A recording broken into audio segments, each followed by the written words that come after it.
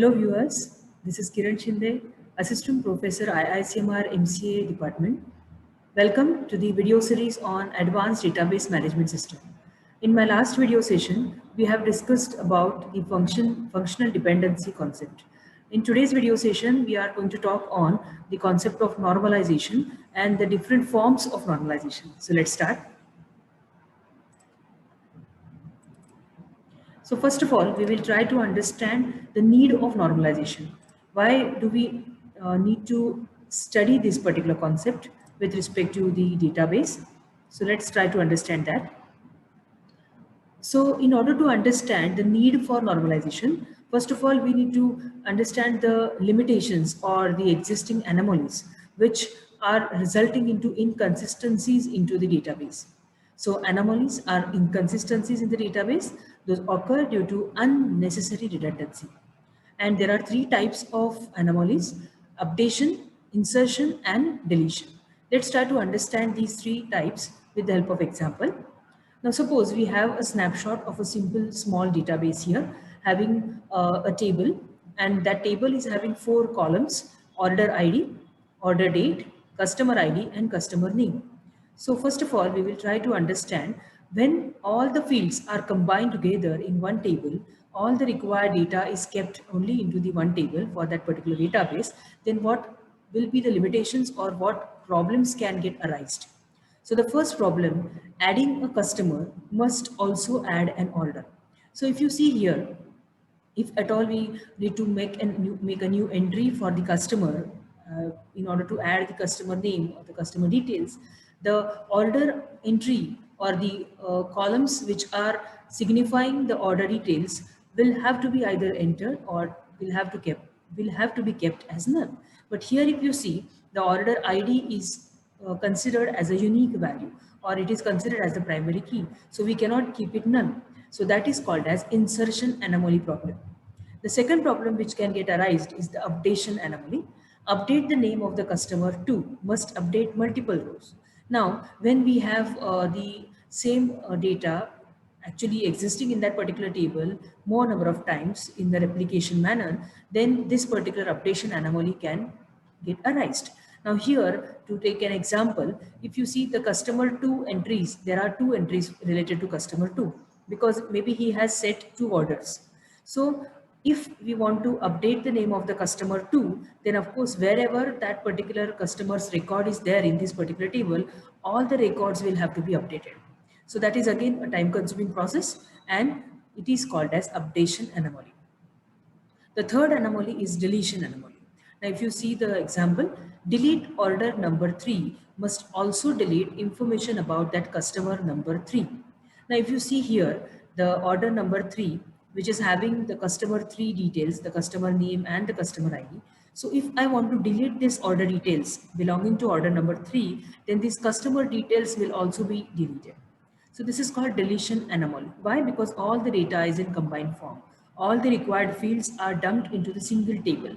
And because of that, we are coming across these three anomalies: insertion, updation, and deletion. Now, henceforth, we are going to understand, in order to eliminate these anomalies, in order to get rid of these limitations, what or rather how the normalization concept will be useful. So let's proceed. So first of all, let us try to understand the definition of normalization. The normalization can be defined as a process of organizing the data in database to avoid data redundancy, that is nothing but data duplication, insertion anomaly, updation anomaly, and deletion anomaly. So basically, this is a process which is defined to address all these problems. A process of organizing the data into tables in such a way that the results of using the database are always unambiguous and as intended.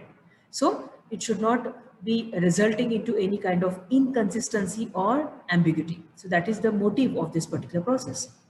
Such normalization is intrinsic to relational database theory, because unless and until this normalization is applied to that relational database, we will not be having a database which is free from these problems such as ambiguity as well as inconsistency.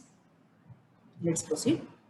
Now, there are different forms which are devised by Boyce and Codd, and the different forms are in front of you. Initially, Cord proposed only three forms, which he called first normal form, second normal form, and third normal form. And then a stronger definition of third normal form came in, which was called as Boyce-Codd normal form. And it was proposed by Boyce and Codd collaboratively. So the normal forms are written here. First normal form, that is 1NF, second normal form 2NF, third normal form 3NF, Boyce-Codd normal form BCNF, fourth is 4NF, and fifth normal form is 5NF. In this video session, we are going to discuss up to Boyce-Codd normal form. All these normal forms are based on the functional dependencies among the attributes of a relation. And that is why, if you remember, or if you have visited my previous video session, I have specifically mentioned that in order to study normalization concept, one should be able to understand the concept of functional dependency. And that is why separate video lecture is prepared for this particular concept. Let's move ahead. Now we will try to understand the definition of first normal form, or 1NF. First normal form enforces these criteria, such as: first, eliminate the repeating groups in individual tables, create a separate table for each set of related data, and identify each set of related data with a primary key. So these are the three different criteria which are followed in order to convert your table or your database into first normal form. Let us see how to do it. Let us take an example. This is one table having three columns: product ID, product color, and product price. Now this table is not in first normal form. How will you identify that part?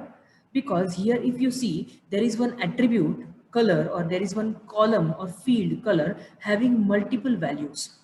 So when there is multiple values and that particular column is included in a table, then we say that that particular table is not in the first normal form.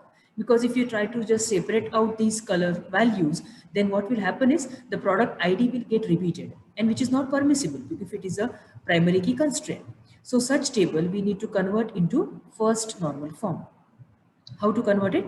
Obviously, we need to separate out these columns so that we will be ending in eliminating the redundancy, as well as we will be successful in converting this table into first normal form. So what we will do?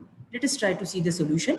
So the common solution for converting the table into any normal form is decomposing the table, breaking down that particular table into small chunks of tables. But of course, by seeing the key constraints, by keeping the key constraints intact, so that we can identify every record in the decomposed table also uniquely. So here what we did, we formed two tables out of this one table, and we kept this product ID in both the tables as primary key. Only we have separated these two columns or these two fields by keeping them into different tables. So here, if you see, then we can easily identify this particular price with the help of product ID. And if you want to identify a unique record here, we will have to form a composite key. That is, product key and color combinedly will be able to identify a unique record in this particular table. So this is the first example of decomposing the table into first normal form in order to in order to eliminate the repeating groups. Let's move further. Now, this is the second normal form, that is 2NF. A table is said to be in 2NF if and only if both the following conditions hold. Number one condition, the table should be in the first normal form first, and the second condition, no non-primary attribute is dependent on the proper subset of any candidate key of the table. Now we will try to understand the meaning of this by taking an example. But in simple language, there should not be any kind of a partial dependency existing in the functional dependencies which have been formed in the first NF. Okay. If there is any partial dependency, then we can say that this particular table is not in the second NF or 2NF. An attribute that is not part of any candidate key is known as non-primary attribute or non-prime attribute. Okay, so this is very important to be remembered, because henceforth we are going to require these two terms, prime attribute and non-prime attribute. So obviously the attribute which is not part of the candidate key, which is not representing the key constraint as a primary key or candidate key, then that is called as non-prime attribute. So let's take an example. Suppose this is a table having three columns: customer ID, store ID, and location. Now this table has a composite primary key, that is nothing but customer ID and store ID. But if you see the non-key attribute, that is nothing but location, in this case, location depends on the store ID, which is part of the primary key. Now, if I want to find out the location with the store ID, I can easily find out the location. Means location value can be determined by making use of store ID value. It means location is not completely dependent on this composite primary key. It is partially dependent on store ID. So here we can say that we can understand that this particular table is not in 2NF. Why? Because there is existence of partial dependency between the non-prime attribute and the prime attribute. So how to eliminate this? Obviously, the solution is we need to decompose this particular table into small tables. So here what we did, we have formed these two tables. One table we have given name as table purchase, and other table we have given name as table store. So in table purchase, we have kept customer ID and store ID.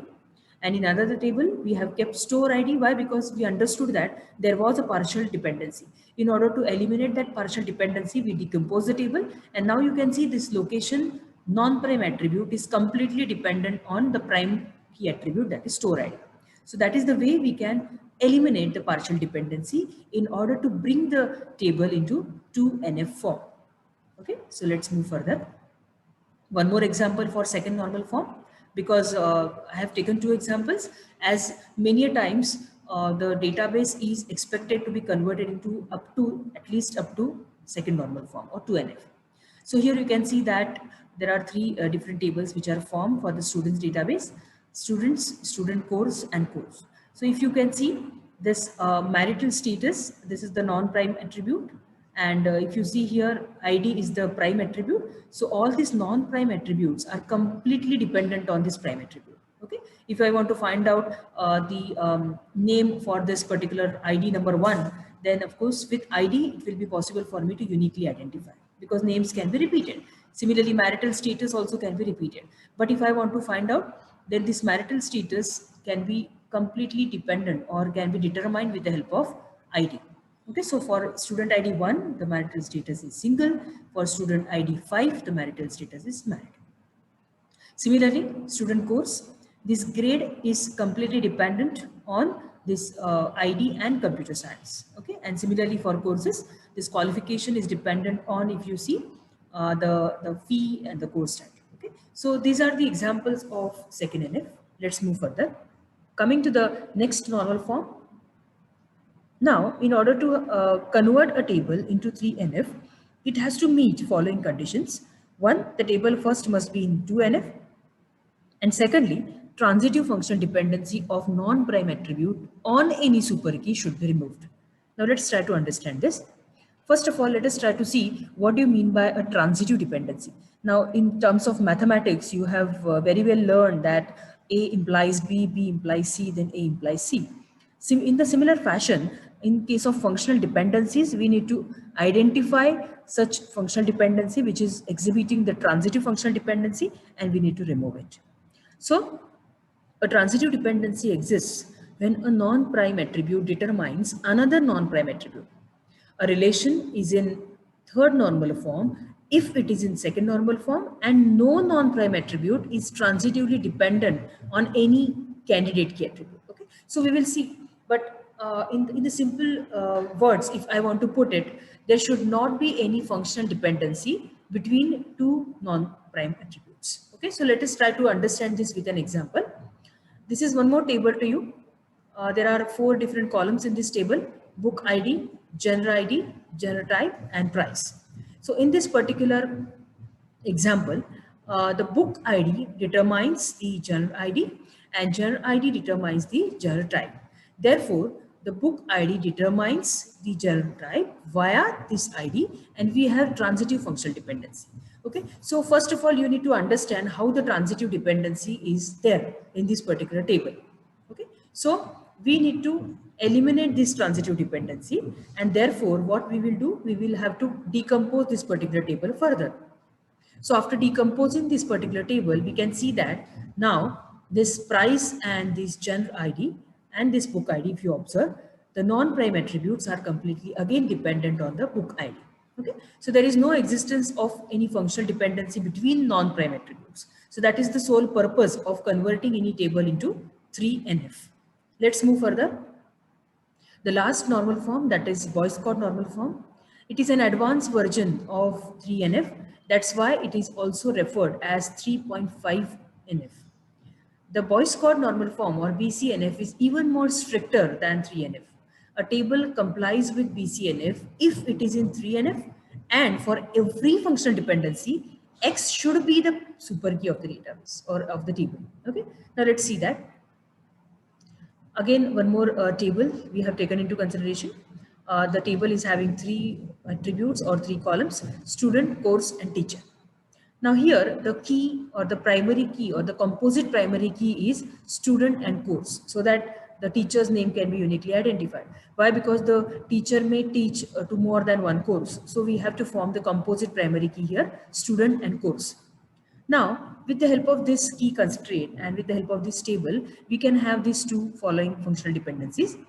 Student and course combinedly determines the teacher name, but teacher also can determine the course name. Means what? Because the teacher is teaching to that particular course. So with the teacher's name, the course name can be determined. So here, teacher is not the super key, but still it is functionally determining the value of course.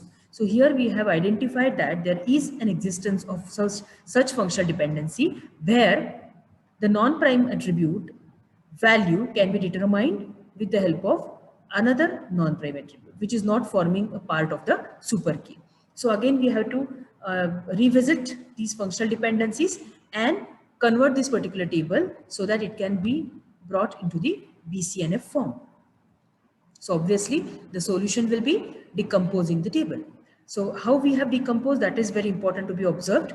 We have kept student and course, these two columns, in one table, and another table we have course and teacher, these two columns. So if you see here, this student non-prime attribute is completely dependent here for this particular. Now, sorry, but here this is the composite key. So there is no need to identify any non-prime attribute because both are forming the super key, right? If at all there is any non-prime attribute, then that time we could have cross-checked how that non-prime attribute is totally dependent on student course. And rather, I have already explained that. I'm just going back to the previous slide. See here, when it was combined, this functional dependency was perfect. There was no problem in this particular functional dependency. But for this second functional dependency, we have decomposed the table. And now that we have resolved this particular problem, such as here, the teacher's name can be very well understood or can be determined with the help of course name. Or here we can form the course and the teacher as the composite key, so that there should not be any problem as such that the non-prime attribute is dependent on the other non-prime attribute or on such an attribute which is not forming a super key.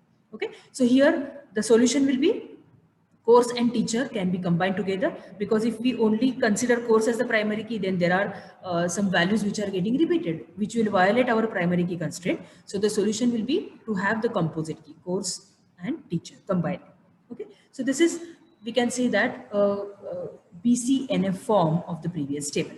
Okay, so viewers, I hope you understood whatever discussed in this particular video session with respect to normalization concept and the various forms in normalization. Thank you so much for watching this video. Stay tuned for my next video.